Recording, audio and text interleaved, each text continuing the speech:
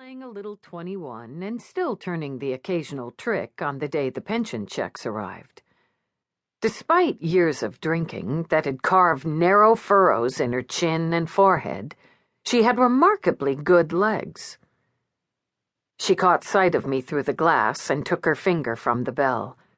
When I opened the door, she put her arms around me and gave me an enthusiastic kiss. "Victoria, sweetie, you look terrific!" The sour, yeasty smell of stale beer poured over me.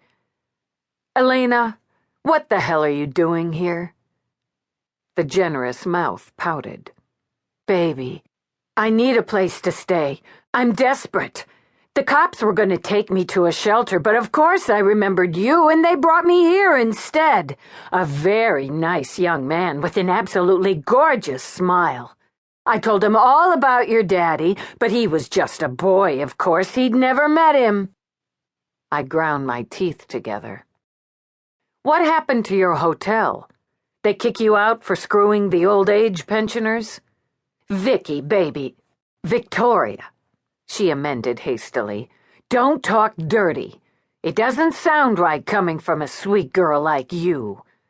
"Elena, cut the crap." As she started a second reproach, I corrected myself hastily. Stop talking nonsense and tell me why you're out on the streets at 3 a.m. She pouted some more. "I'm trying to tell you, baby, but you keep interrupting. There was a fire. Our lovely little home was burned to the ground, burned to an absolute crisp." Tears welled in her faded blue eyes and coursed through deep furrows to her neck. "I hadn't gone to sleep yet, and I just had time to stuff my things into a suitcase and get down the fire escape. Some people couldn't even do that much.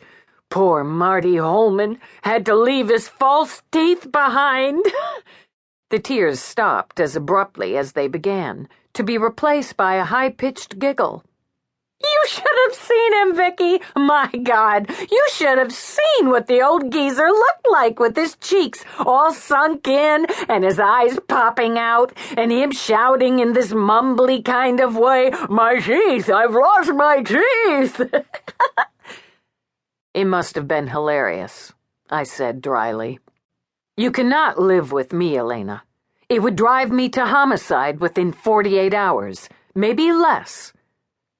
Her lower lip started to tremble again, and she said in a terrible parody of baby talk, "Don't be mean to me, Vicky. Don't be mean to poor old Elena, who got burned out of her house in the middle of the night. You're my own goddamn flesh and blood, my favorite brother's little girl. You can't toss poor old Elena out on the street like some worn-out mattress."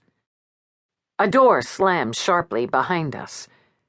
The banker, who had just moved into the first-floor north apartment, erupted into the stairwell, his hands on his hips, his jaw sticking out pugnaciously. He was wearing navy-striped cotton pajamas. Despite the bleary sleep in his face, his hair was perfectly combed. "What the hell is going on out here? You may not have to work for a living. God knows what you do all day long up there, but I do. If you have to conduct your business in the middle of the night, show some consideration for your neighbors and don't do it out in the hall. If you don't shut up and get the hell out of here, I'm calling the cops." I stared at him coldly.